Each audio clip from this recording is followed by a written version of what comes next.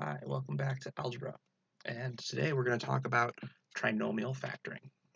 Now, trinomial factoring is a special type of factoring that you're going to see a lot of in algebra. And it all has to do with polynomials.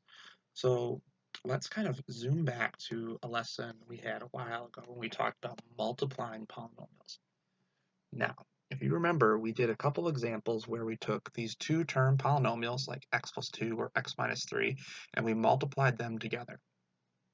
Now, when we did that, we ended up getting a trinomial as a result, a three-term polynomial, x squared minus x minus 6 in this case. Now, if you can remember, when we multiplied these polynomials, we did that by multiplying everything by the first term and then everything by the second term. So if you can follow my chicken scratch here, you can see that the first term times the first term, when you do this, is always going to get you that x squared in the front of our trinomial.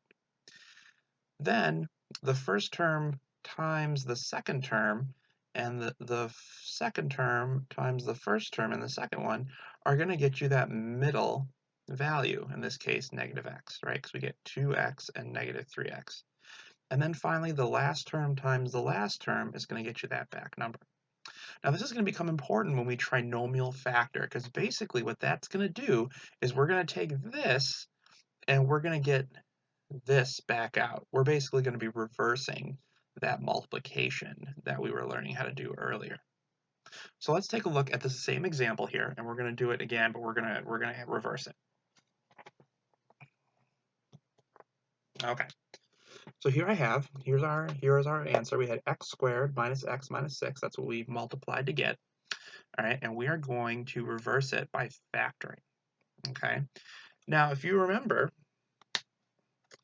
okay, the first two terms of those two polynomials that we had, right, were x and x, because x times x is x squared. And since our trinomial has x squared as its first term, that means that our first two things are always going to be x and x. So when you start off with these factors, you can always have x and x here in the beginning. That's always going to be the same. Now, to factor this is where it gets tricky, and this is where kids have trouble with, but I think we can figure this out, okay? So if we take a look at our back number of our trinomial, we need to factor that number, okay? Just like you would a normal number, okay? What are the things you can multiply together to make 6? And if you're thinking right now, you probably get 1 and 6, and 2 and 3, okay? So those are the factors that you can have of 6, 1 and 6, and 2 and 3. Now here's the hard part, okay? Now if you remember back to what we were talking about right here, okay, the back numbers of your two polynomials, the 2 and the 3 in this example, they're going to be multiplied by x's to make that middle term. So you need to think about which of these factors, these sets of factors, 1 and 6 or 2 and 3, can be added or subtracted together to get this middle term. The middle term here is negative 1. So can 1 and 6 be added or subtracted together to make negative 1? Let's find out. 1 plus 6 is 7. 1 minus 6 is negative 5. 6 minus 1 is 5. 1 minus 6 is negative 5. So that doesn't really work. But 2 and 3, they have the potential, right? 2 minus 3 is negative 1. So 2 and 3 are the right things here. So 2 minus 3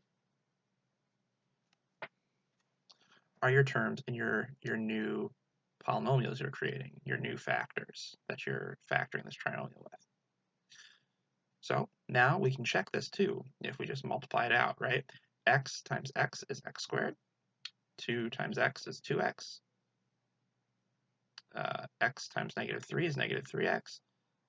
And then 2 times negative 3 is negative 6. And that would all simplify to x squared minus x minus 6. So that's how we're going to be factoring trinomials. Now this is something that you can only get good at with practice. It takes time to recognize which numbers go with what. So there will be another video about this after this one where we go through more examples. But for right now, let's do one more just so we're feeling confident. Okay, so let me erase over here and we'll do a new one. Okay, I've been doing this for a long time, so I'm pretty good at them. But right, you're learning, so it's going to take you a little bit. So let's do this one.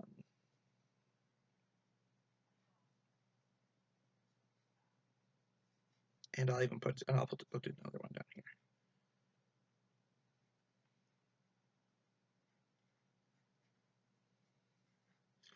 Okay, so we have two examples here. Okay, these are our trinomials, and we're going to factor them.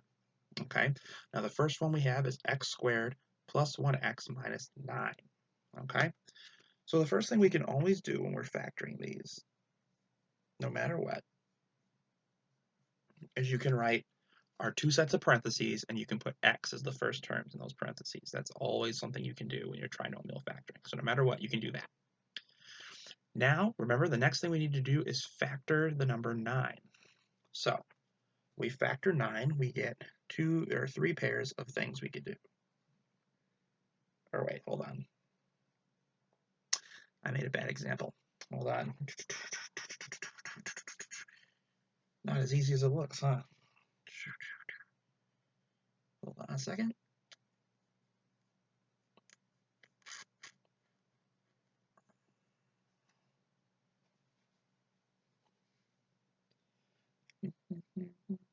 There we go. Okay, now it works. So we've got x squared plus 2x minus 10. This is what I get for not planning ahead of time. And so now we got to factor our 10 to figure out what we got here. And so our factor pairs are going to be 1 and 10, and 2 and 5, and I did it wrong again. There we go. Okay, now it'll work.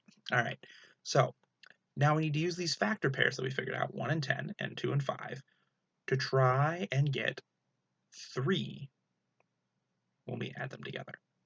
So can 1 and 10 get to 3 by adding or subtracting? No. Can 2 and 5? Yes. We want to get to a positive 3. So what we're probably going to do is have x plus 5 and x minus 2. Okay? Now we're doing it that way because when we're multiplying them together to make the trinomial, 5 times x is 5x, and x times negative 2 is negative 2x. And when you combine those like terms, you get the positive 3x in the middle. Remember, that's the tricky part, making that middle term right. Let's do one more. We've got x squared minus 4x minus 8. Is that going to work? No, it's not. I'm really bad at coming up with examples, apparently. Hold on.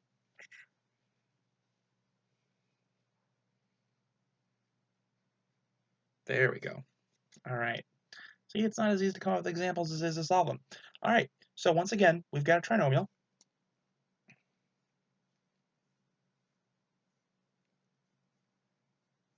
Every time, no matter what, you can make your parentheses with your x's. And now we need to factor that back number. So what are the factor combinations for 8? We get 1 and 8. We get 2 and 4. All right, so those are our possible combos. Now, which one of these can we use to get to 2? 4 and 2.